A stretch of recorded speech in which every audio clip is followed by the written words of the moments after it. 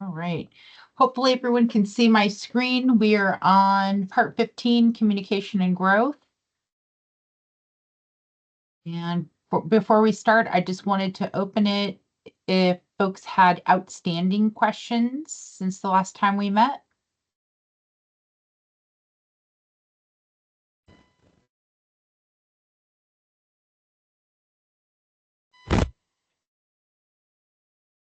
I have a question, Giselle.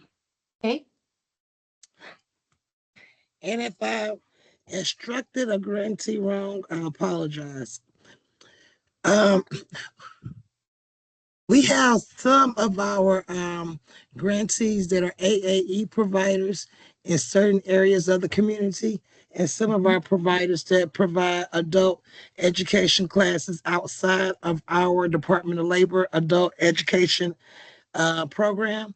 So for testing, so when it comes to testing students outside of the AAE with the Department of Labor, are we creating a supportive service to pay for that test, or are we adding a line to the service code for the education um, activity? So you're saying there is a cost involved for each test. Is that what you're saying? Yes, And you're wanting to use WIOA youth dollars to pay for the test administered through an AE provider. yes, but an Okay. AE provider outside of Wendy. Okay, so Wendy's not a provider. She's the program coordinator Yeah, and so she, but it's not one of her grantees. What I'm trying to say. oh, okay. It wouldn't matter who it is that you're paying. If there's a cost, you should be creating a service line with that provider that you're going to pay. So let's just use for an example, let's say that Kenai Peninsula College was going to be the one charging a fee for the test. Then whoever was going to pay for it, if they were going to pay for it on a youth grant, they would make a service line probably for IDs and licensing because that's where we usually drop testing fees. That looked like the provider was University of Alaska. Does that make sense? If we have Oh, a service being provided, we need to say who the provider is and then add any associated cost. okay. So in this case, if the provider is a testing center, am I going to enter the testing center, such as University of Alaska, or do I put in like Pearson View for the Oh, provider? okay. If you're paying Pearson View and the Pearson View is the provider, then you would use Pearson View as the provider. Okay, got it. Thank you. Okay. All right. Were there any other questions? Anything in the chat, Leslie?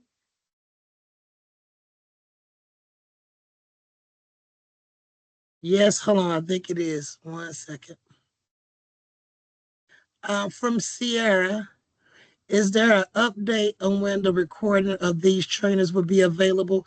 And yes, hopefully before the end of the week. I had some challenges with the downloading, and so Xavier has taken over for me, and he has coordinated with Giselle. He is downloading those videos and making them to YouTube videos, if I'm not mistaken. So those things are happening last week and today. So those recordings in the perfect world before the end of the week. Awesome. All right. Anything else in the chat, Leslie, or any other questions? Hay did clarify about Pearson View being the provider, which we talked. Okay. Um, Hay said, could you repeat the reporting process for the follow-up cases? The reporting process for follow-up cases, um, meaning that we need to enter the follow-ups? Is is that what you're looking for? And hey, you can unmute to clarify your question if need be. To pull out the numbers for follow up. Um, I'm not sure I understand. I think she wants to demonstrate how to access the quarterly follow-up report just to see all the follow-ups belonging to one grantee. Let's say for a period for a year. Okay, so that should be on the prior recording. If we have time at the end of today's session, I can show it again, but it should be demonstrated on the recording how to pull the follow-up reports. And Leslie, you know how to pull those reports too. So that could be Yes. something that you work with folks on as well. Okay, super. Okay, any other questions? All right, we're going to go ahead and get started. Today, we're going to talk about communication and growth. Okay, so first, we're going to talk about perception. Perception is each person's ability to see, hear, or become aware of something through their senses. So, perception is individualized. It's a way of regarding, understanding, or interpreting. And each person's perception is their reality. Several people could be involved in the same communication, however, interpret that communication in a different way. And we want to avoid approaching each communication with the same expectation of how you would interpret the information. This way, we're less likely to have any issues with the communication by missing any piece of it. So, this is critical because sometimes we also say, well, what's the common man's perception? And sometimes that can cloud where we're working with an individual and we don't understand maybe why they're not talking to us or answering questions or responding, or we're having trouble reading them in any way, and it's because of perception. So there's a lot of times we'll ask open-ended questions.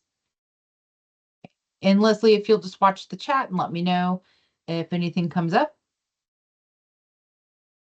Okay, we have responding versus reacting. Responding is considerate and deliberate. It's recognizing an emotional response and taking a moment or longer. I'm sure everyone has had a time in their life where they reacted and they wish they had taken some time to think about the way they wanted to respond. Awareness of the situation is part of responding, weighing options. It's logical, thoughtful, and it's a conscious decision, and it's forward thinking. And then there's reacting. Much of the time, this is immediate and rash. There's an emotional response involved. It could be automatic and impulsive, and many times habitual, often influenced by past experiences.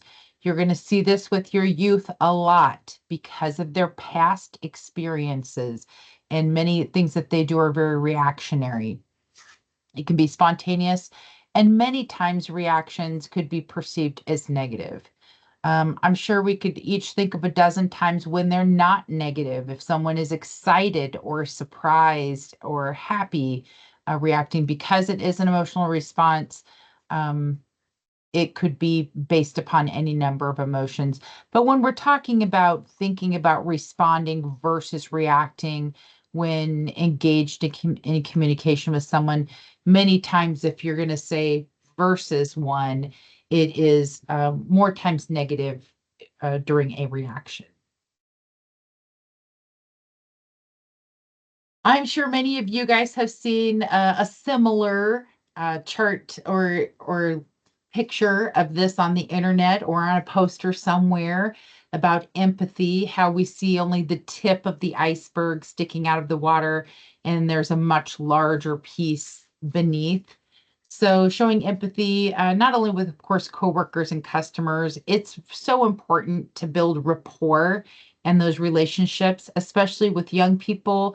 Many times they've had experiences that did not show empathy, and that's where they learn how to react or respond. So everyone has that inbox. That's the bottom of the iceberg that we're not aware of. So sometimes that inbox can affect someone's ability to communicate or even carry out tasks. There's things going on in their personal life or at work or school, whatever it is, that there is hanging in the back of their mind as part of their inbox. And sometimes that influences the way that they communicate and carry out their day. So this is just a reminder of keeping empathy at the forefront, especially when working with our young folks, because we're helping to shape how they may be as adults. And if anyone has any questions or comments, feel free to chime in or put them in the chat. All right, the 5 primary types of communication. I'm sure you guys are going to be all very aware of these: verbal, nonverbal, written, listening, and visual, what we see. So verbal, this is speaking with others. It may be face to face. It may be over the telephone. It can be online like we're doing now. It does include the caliber and complexity of words used, and it includes intonation, pitch, tone, cadence. When it's occurring where we can see the other person, words are important but cannot be separated from the nonverbal communication. Okay, nonverbal communication. Many times this is more important than the words. It could be our tone, our inflection. Could include facial expressions, posture, eye contact, hand movements, sounds. Use open body language where possible. When it's used with verbal communication, when you can see that other person, it helps pull the message together, or it can really confuse the message. So an example is you could be speaking with your supervisor about something you're doing within a process. Their words may seem to align, but their body language may not. So maybe they're sighing or avoiding eye contact or have a scrunched up face, whatever it may be, but maybe their words are saying, great job, I really appreciate you doing that. So sometimes it can be confusing for someone if we're not matching our cues with what we're saying. Written communication. Oh boy, the number of written communications that we have: email, memo, report, letter, text message, social media, PowerPoint, case notes. The same goal, of course, is the same as the verbal communication that provides the information that we're trying to get across. But these can be easily and misinterpreted in ways that you didn't intend. So think about how we use emojis often now to let someone know how we mean a message. Think about a time where, before emojis, where we communicate something in writing and weren't sure why the other person interpreted it in maybe a negative fashion when it wasn't meant that way. So written communication can be very tricky because we don't have the ability to show what we mean by maybe smiling or whatever that may be, or saying it in a different cadence or tone or pitch. So sentence construction, spelling, grammar, and punctuation errors, incorrect verbiage, those can all cause confusion. And sometimes it is, like we're talking about, very difficult to determine the tone in a written communication. So the goal is for professional, clear, concise written word to the targeted audience. So something that I might write to a friend through a text might be much looser grammatically than what I might write for an email for work to inform someone of something. So we want to be keeping that in mind as we're creating communications. Who is our audience? What type of information are we trying to provide? And then what types of words are we using to help that reader understand what our tone for the message is? And again, this is where emojis seem to come in more often than not to help folks understand if we're saying, yes, good job, or this is frustrating, or whatever it may be. Anything in the chat so far, Leslie?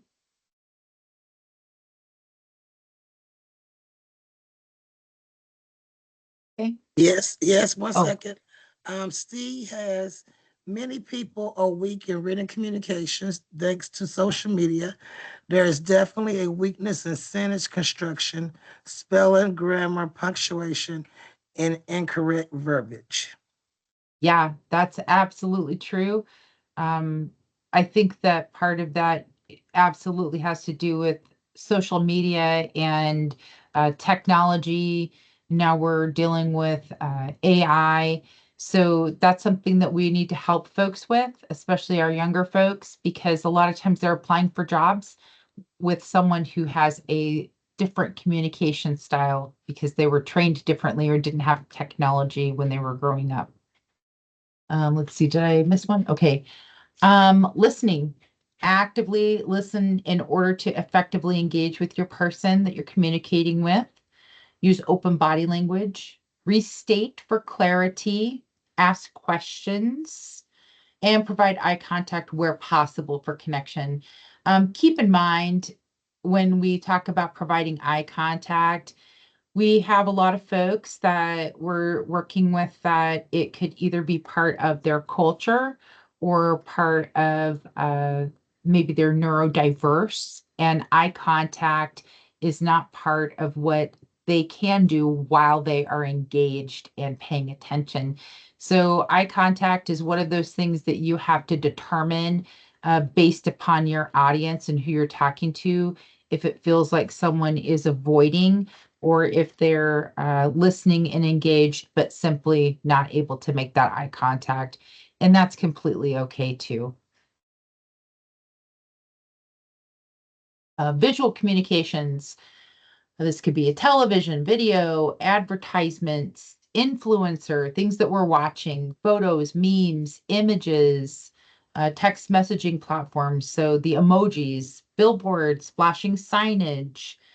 Many times, this is meant to create an emotional response, either laughter, anger, surprise, happiness, sadness, any of these things. I'm sure we can all think of many times when we saw some type of visual communication that invoked or evoked a response from us. Any questions or comments so far? Okay. Okay, questions to ask ourselves. How do you communicate verbally? Think of if you use the word frequently, or if you interrupt, or if you trail off during your conversations. What nonverbal cues do you use to show you are disinterested, excited, or nervous? How do you demonstrate that you are a good listener? And I'm going to open it up for folks to either type into the chat or unmute and share anything that they would like to share. How do you demonstrate you are a good listener?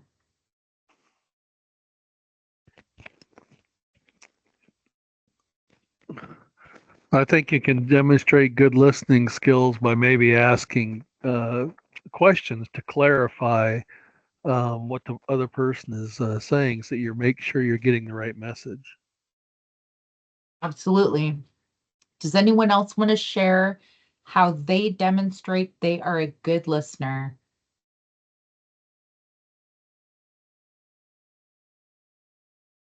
No one? Anything in the chat, Leslie?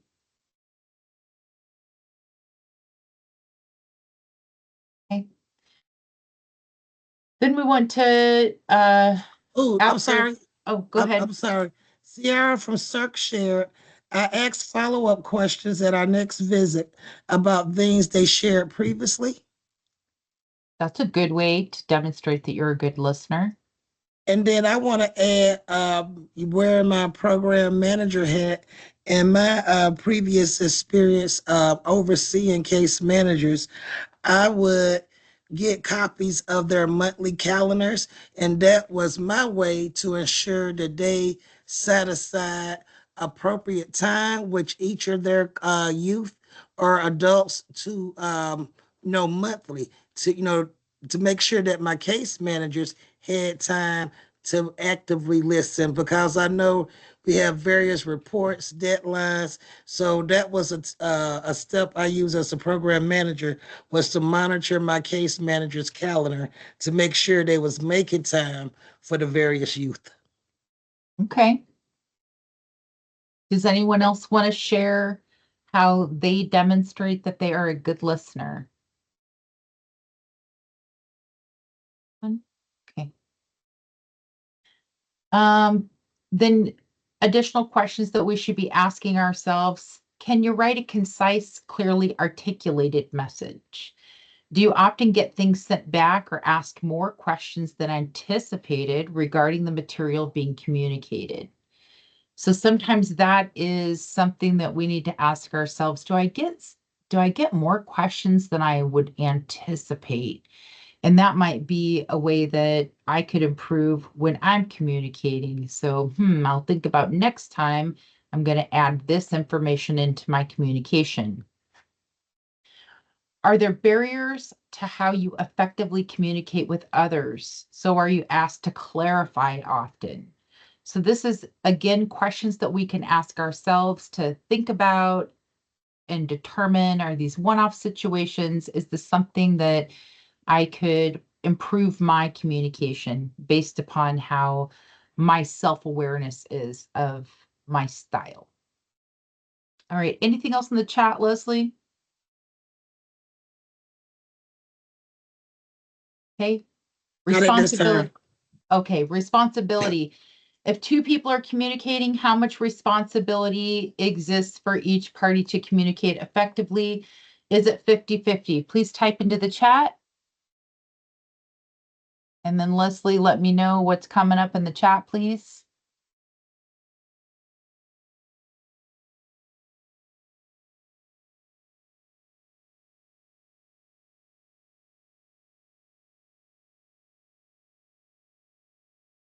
Okay, it's so many answers that I can't see at one time. That was just a joke. I was sure they are coming. So right now, if you can put your response in a chat, um, your percentage, or what do you think? Whose responsibility is this when communicating? So I got Heidi with 100. Okay. Lisa follows with 100 and 100. Okay.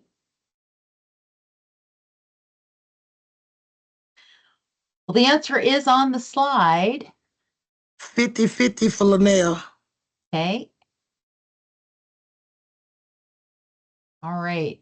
So it would be the same answer regardless of how many people are communicating. So if you thought about having 3 people or more in a group, we sometimes think, is it divided by the number of people in the group?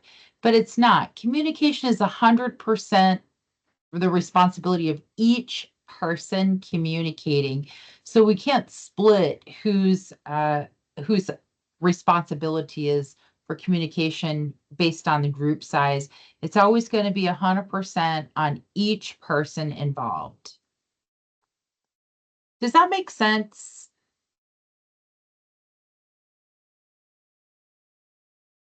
I feel like I'm communicating to people that are not communicating back right now.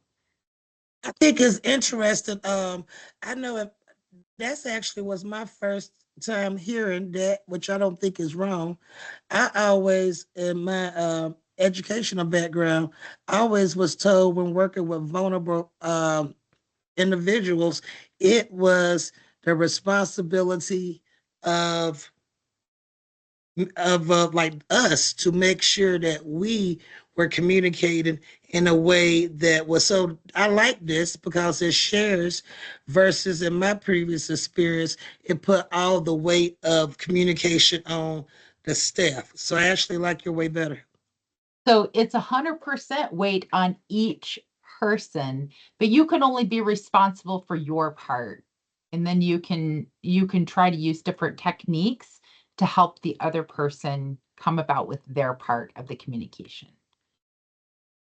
Okay, miscommunication. A situation where a message is not properly understood by the intended receiver. This can occur when there's a lack of clarity in the message, where language barriers exist, where there are cultural differences that impact how that message is received. It could be because there's a hearing impairment. They could be unable to read and interpret at the level the person is transmitting the communication. Maybe it's because they're not actively listening. It could be an emotionally charged subject or communicator causing that intended party to shut down and not get the message, or there could be no context or tone. So this is a situation where the message is not properly understood by the intended receiver. Then we have a missed communication. This means that information did not make it to the intended party. So this could be if you're in a situation where you need to send that information through a series of people, like a chain of command, that chain of command wasn't used. It could be a no response to an email, phone call, or other requests for information. Could be failing to enter data or case notes. That's a missed communication. It doesn't make it to where it needs to be. Not providing updates to all parties involved in a situation, or failing to ask for help when needed. I'm just going to pause for any questions or comments. Okay. So some reasons for miscommunication: lack of trust, poor leadership, closed-mindedness, insufficient communication channels, poor work environment. That could also be poor school environment, whatever it might be, poor home environment, even unclear expectations, assumptions, lack of one-on-one meetings, insufficient feedback, lack of transparency, or poor listening skills. So this is about a miscommunication. All right, now we're going to shift a little bit, but before we shift, I want to ask, is there any questions or comments about the different communication styles?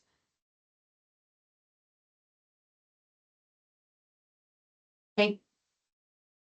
We're going to talk about something called the feedback wheel. I'm a big fan of it personally. This is a communication process that can be used to overcome challenges. It helps others see a situation from another's perspective, which is the same as perception. It provides opportunity for active listening, can help resolve problems, provides clarity on expectations moving forward, helps create boundaries, and allows for closure and moving forward after miscommunications. Some of you may be familiar with this concept. For those that aren't, hopefully this is exciting for you. I was very excited the first time I learned this. I wish I had known about this technique before embarking on raising my daughter when she was in her teen years. So during the feedback process, first you have to determine if it's the right time to talk.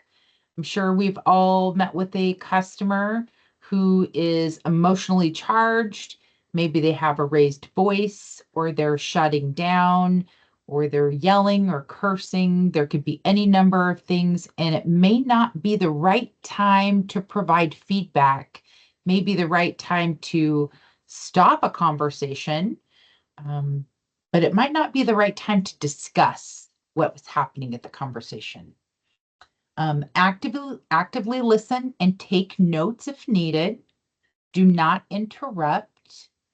Avoid negating feelings. That means their perception is their reality, and they get to have that perception and those feelings.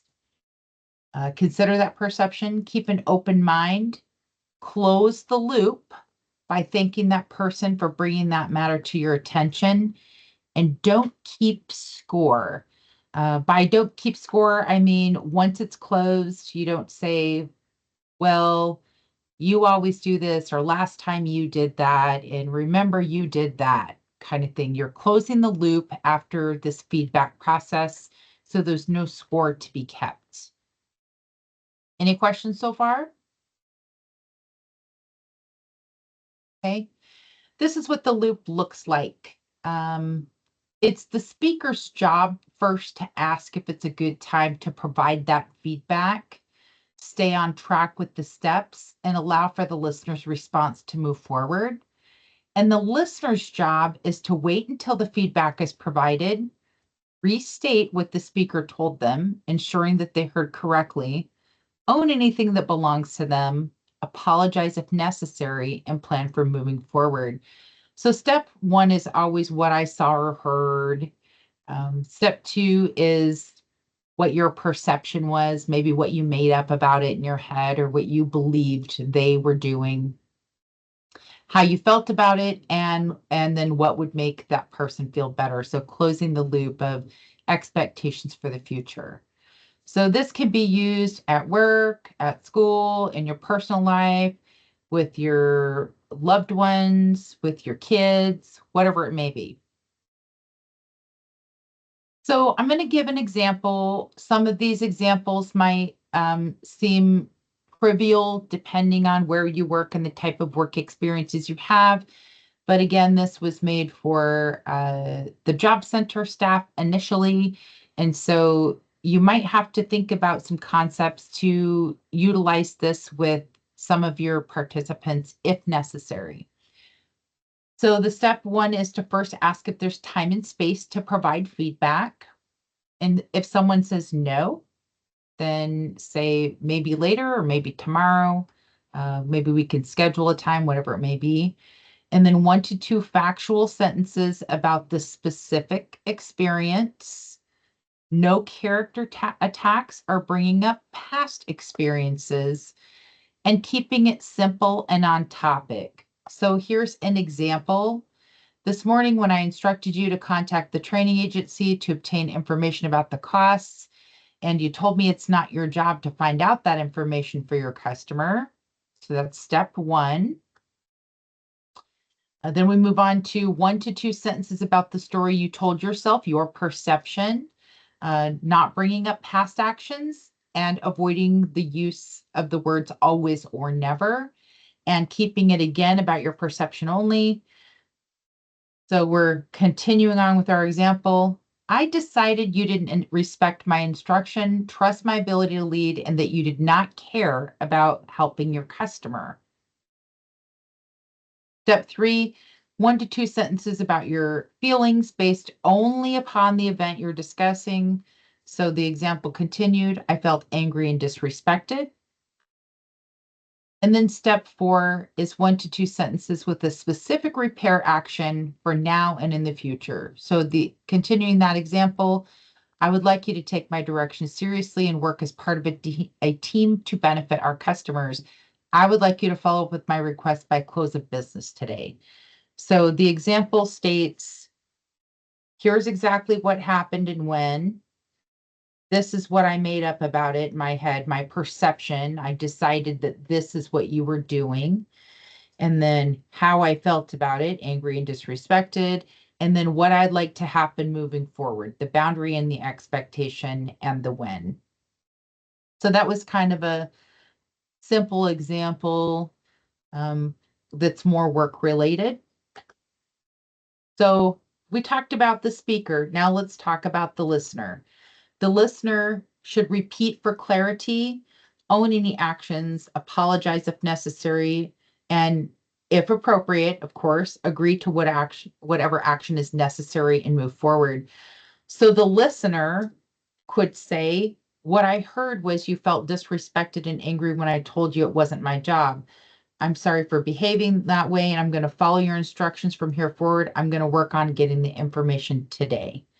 So again, a simplified perfect world, right? Someone says, I'm upset about this, and the other person says, okay, I'll do the thing. So think about Whenever someone maybe has talked to you and said, when you did this, and the first response from the listener is usually, that's not how I meant it. Can you think of a time when that happened in your life? You want to immediately defend yourself instead of listening to the rest. Anyone? Can anyone think of a time? Yes or no? Okay, I see a thumbs up from someone. Anyone else? Okay, well, I'm a human. That's my first thing is I want to defend myself and say, whoa, that's not how I meant it, or I didn't mean to be disrespectful, or I want to tell my why, which is the defense way. The problem with that is the speaker doesn't get to be heard. So we have to not interrupt with our reason. And even when you're the listener, you don't need to tell your reason. You can simply say, here's what I hear you're saying. And they say, no, that's not what I said, then they can repeat until you get that clarity piece and have a clear understanding of how they felt. Because the way that the speaker felt was based on their perception, not on what you meant or not. Okay, anyone have any questions or comments before we move forward? Giselle, this is Leslie. I have also seen from my experience in working with vulnerable individuals, the number of no shows also is an indicator if the communication was off. So sometimes vulnerable individuals do not have the words to come back and say, you made me feel. They just go MIA. So sometimes if they're not showing back up, that is for me, let's look at our communication style. Mm-hmm. And this is something that you can teach your youth, and you might think of some better examples that speak to something that they may understand more clearly. Like, for instance, you could use an example that they may have heard in their life of, when I came home and you hadn't done the dishes, I felt disrespected, like you think that this is all my job to do. And moving forward, I would like you to do the dishes on 3 days a week before I get home. And then that can also teach the youth the way that they could respond or that they could say their piece. But if you teach this technique and you can create a handout with the wheel, like a little cartoon example of something that someone would say, then sometimes it's helpful if you teach the technique to say, do you want to start our meeting today with using the feedback wheel? Is there anything that's been bothering you between what's happening in your life or between us? And you can also coach them to help communicate with other adults in that fashion. It can be tricky to learn the technique, again, because the first instinct is to defend when you feel that someone is attacking you, because that could be the perception of the listener. Any questions or comments? Feel free to unmute or type in the chat. I do like the feedback wheel. When in our facility, it's a very structured environment, and a lot of times the youth are not happy with the structure, and they have no misgivings about letting you know how they feel about it. They don't hold back. And in my mind, there's plenty of things that I want to say, but because we're in this environment where we're trying to, it's strength based and try to build on their strength, the response is often, I understand that you get tired of this structure. This is not the easiest place to live. Mm-hmm. I understand that you're tired and that you're often aggravated by the schedule, and that it may feel that we don't listen to you or we don't care about your feelings. And it's my apology, and I apologize for that you feel that way. It's certainly not our intent to make you feel that way. we're hoping that the structured environment will kind of ease your day, so that you don't have to worry about what comes next. You can always plan on what comes next and plan around that accordingly. And I try to always kind of tell them I'm proud of the effort that you're putting in today. I've noticed that you, even though you were tired, you still got up and you still pushed through and you persevered, even though you were tired or didn't want to do this one particular thing. And I'm very proud of you for that. I want you to build on that, and I want you to let me know how I can support you better to keep you actively involved in our schedule. Um, and I always try to offer my services. I'm like, if there's anything that you need to talk about, please let me know. I'm here to listen if you need me. I really appreciate that perspective, Ryan, especially because of the environment that you're in. Because that structure isn't is it's there. So a lot of times feedback wheel can feel trickier in that situation, but it may be something that you could teach your youths in a group and have them practice together. And then when anything kind of uprises, or if you're meeting with someone one-on-one and they're airing some grievances about another youth or a staff member, then you can remind them to try to put that in the structure of a feedback wheel to sometimes take the emotional charge out of it and to think about leaving it behind once the loop is closed. But definitely you're in a challenging environment um, where that is. And I appreciate that you're there for our youths and cheering them on during that time. Absolutely. Does it, I do agree with you. I think you kind of hit the nail on the head when you said I mean, sometimes all they need is someone to listen. And sometimes you really need to say anything back. They just need to feel heard. And yeah, once they feel heard, I will ask like an open-ended question, and uh, describe to me how you would approach this situation. How describe to me how you would solve this problem. And that can be sometimes challenging, but it allows them time to articulate in their own words, oftentimes a solution. And hey, sometimes it's a feasible solution. And sometimes you can say, you know what? I think we can accommodate that. I think we can do that. Thanks for sharing. yeah, that is an excellent counseling technique. Thank you for sharing that. And as a side piece, I often think about my daughter. We're all here working in the helping profession, and that's what I've always done. And so when she wanted to air grievances, my natural instinct is to tell her all the ways that she could fix it. I'm going to help you fix it. And so now I've learned to simply say, are you wanting me to just listen, or do you want me to offer a solution? So sometimes that technique is part of what's happening as well, is finding out, are you looking for a solution? Are you looking just to air your grievance? So, okay. Anyone else want to share anything before we move on? Okay. Okay, so listener response continued. Don't defend yourself. Don't argue. Don't criticize. You're the listener. You're here to hear what the person has to say. If you didn't hear that message as intended, allow that speaker to restate the information until there is a clear understanding from both parties.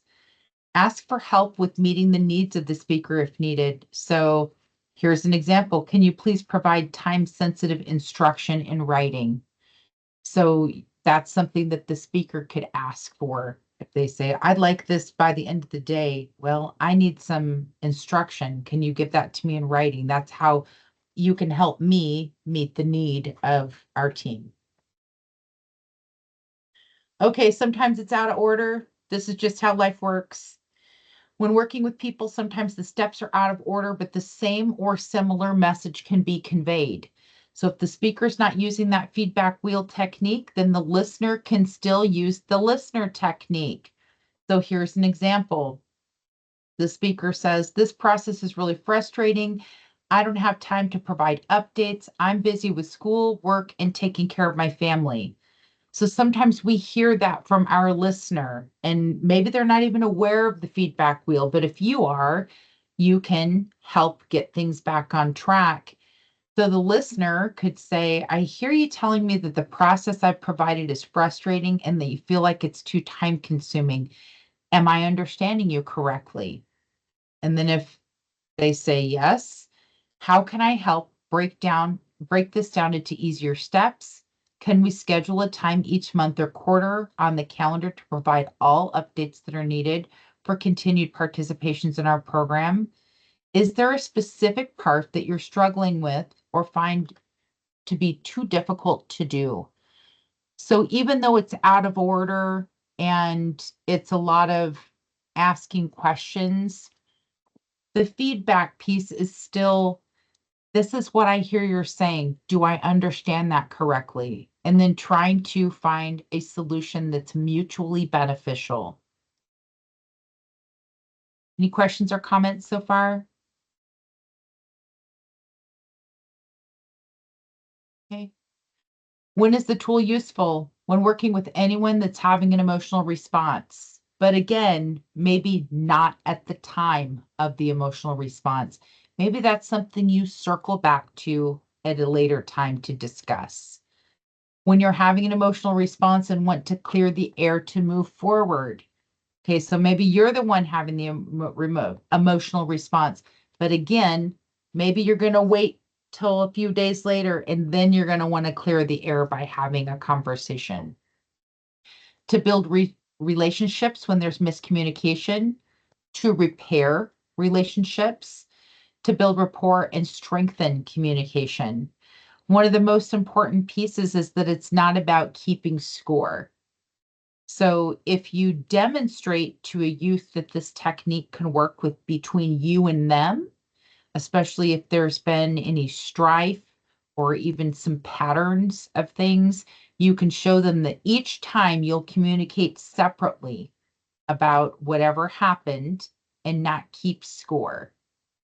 And I think that'll be different for a lot of folks because I think many people have a background of knowing that someone has kept score on how many times they messed up. And especially when we're working with youths that may have a variety of difficult challenges from their past and currently moving forward, to know that someone's not keeping score with them. Okay, when to hold off. If someone is emotionally flooded, it's difficult to communicate clearly and rationally when you are emotionally flooded. When there's not a private space to address the concern, we don't want to embarrass someone publicly. When there's not enough time to get through that feedback process. So the listener may also want to provide feedback, or you may have more than one topic to discuss. Any questions or comments so far? Okay. Okay, now we're going to move a little bit into the growth zone. I used to tell myself for years, if you want to get past the comfort zone, just go 10% past your comfort zone every time. Well, some people can't do that. Sometimes it's hard to gauge where that 10% is, and that's an arbitrary number that I made up. So if we look at this cool little picture that we have on here, it shows going from the comfort zone where we feel safe and in control, past the fear zone, into the learning zone, and into the growth zone. So our goals within ourselves and with our customer is always to be in that learning zone, which takes you straight into the growth zone. If we can assist our customers in moving past the fear zone, then they're more likely to succeed. This is because they're going to build resilience. Each time they can overcome an obstacle, they're building more resilience, right?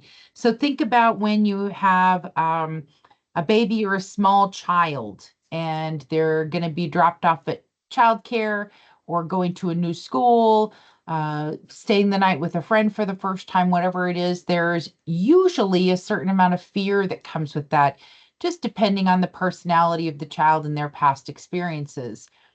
And if they can complete that task, whether it be staying for a couple of hours and the next time they stay for a couple of more, whatever it may be, that is gaining resilience through life. And we need to make sure that these, especially the youth that you're working with, are having opportunities to gain resilience. That means overcoming even the smallest things. Okay, so like Ryan mentioned, you didn't get much sleep and you powered through and did the thing anyway. That's gaining resilience every single time. When you get a flat tire and you have to figure it out, whether you're going to change the tire or you've made a call to someone to come help, you took a number of steps to get the task completed. That's gaining resilience in your life. And the more times you do that, the more confident you are to try new things and to get through those sticky parts in life where it's tough at work or tough at school, tough at home, just things. Instead of it's all happening to me, I have bad luck, they could start maybe seeing that they're strong and they have resilience and can overcome these obstacles. So, this is what is meant by getting through that fear zone. The more resilience that you gain, the less in the fear zone you'll be in. And you're willing to try new things that are hard that maybe you weren't willing to do before because you gained more resilience. Any questions or comments?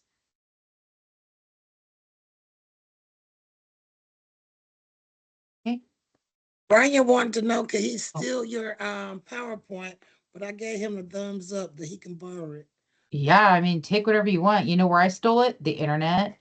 And you could probably find other ones that look the same, maybe that are easier to read or that don't have any color on them, depending on what you want to use them for. So absolutely, take whatever graphics you want. I I just took them from the internet. And I poorly post one of the codes that's available for the WIOA youth programs to for our grantees to address many of these things with our young people. Programs are able to create and internally or with a partner employment soft skills training, and those are ways that we can make sure that our young people have those communication skills, both verbally and written, before they are placed into like a training activity or unsubsidized employment. Just throwing it out there. Thank you, Leslie. Okay, now we'll just briefly talk about boundaries. These are the lines we draw for ourselves in terms of our level of comfort around others. It could be about personal information, social interaction, spirituality, physical space, processing ability, or personal property. So I'm sure everyone has heard boundaries as part of their life. They are lines drawn by our supervisor or employment agency regarding expectations in the workplace, chain of command, overstepping roles, working outside of your lane, proprietary information sharing, and how we treat others. I'm sure that Ryan could give us a master course on boundaries that folks may be experiencing in the facility. They're the lines that are drawn where you can and can't go, what you can and cannot do, say, whatever it is. And boundaries are there to protect ourselves and others. So there are expectations many times that must be communicated. We can't expect people to know that they're crossing a boundary. It needs to be communicated. Sometimes it needs to be obvious that there's a sign on the wall and it says do not or do or be sure to, whatever it may be. Whatever it is, we also need to make sure that our youth are having a clear understanding of boundaries so that they get to draw their own and that they should be respecting others, and that it's okay to ask people where a boundary is. Jay's giving me my 5-minute warning till break. Thank you for that, Jay. Any questions or comments? Okay. Boundaries continued. Create clear expectations verbally and in writing. Provide feedback when a boundary is crossed. This is where you can use the feedback wheel. Provide opportunities to build trust and rapport.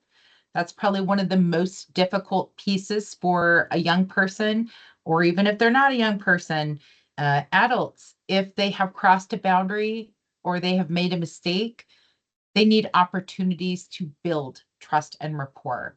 And even if they don't recognize the opportunity, it could be important to say something simple like, that was really helpful. Thank you. When you did X, that was very helpful to the group or to me or to working your case, whatever it might be. Remain consistent.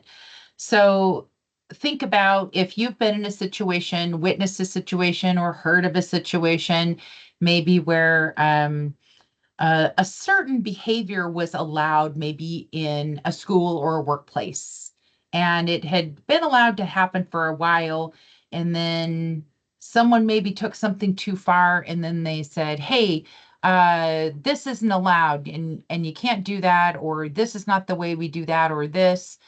And now, because it had already been an accepted behavior, it's more difficult.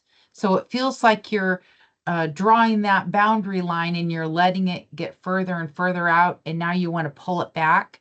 It can be more difficult. So consistency is key with keeping a boundary and making the same boundary for anyone that is in a specific group, right? So, John doesn't get to do this behavior, but no one else can. So you have to kind of think about the group dynamic, or whether it be work, school, or whatever, and say the boundaries are for every person. And then provide grace when necessary. People are going to mess up. They're humans. It happens. Be gracious. Make sure that you have an opportunity to speak with them and provide feedback so they understand, and then move forward, and then provide those opportunities to build trust and rapport again. This doesn't mean that we want to teach our young people that if they're in an abusive or dangerous situation, that they provide feedback, let it go, and then allow it to happen time and again. We have to be sure that when we're teaching these techniques, that we're teaching them in a safe manner that people understand. Okay, questions? Comments?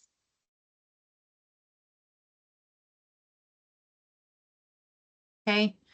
If This there's is no question, Leslie. oh, go ahead, Leslie.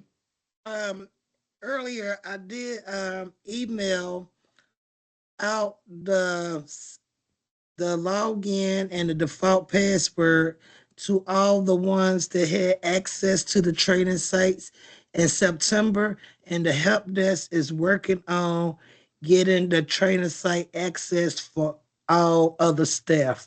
But I did some for the program coordinators and gotten those sites set up in September. So except for the ones that change, which is Hay, Nine Star, and DJJ, everyone else should have theirs, and I'm working on getting your staff right now. Hopefully, we'll have it in a couple of days. Thank you. Okay. And Leslie, I'm not sure if you're aware, but Juneau Department of Labor is off of work today for freezing rain. And so that means my help desk is not active today. So if you were hoping that any of that was going to happen today, any updates, it won't be worked on today, but hopefully throughout the week. Okay. Let's go ahead and take a 15-minute break. Please come back at 2:45. And Leslie, if you need to, you can stop your recording.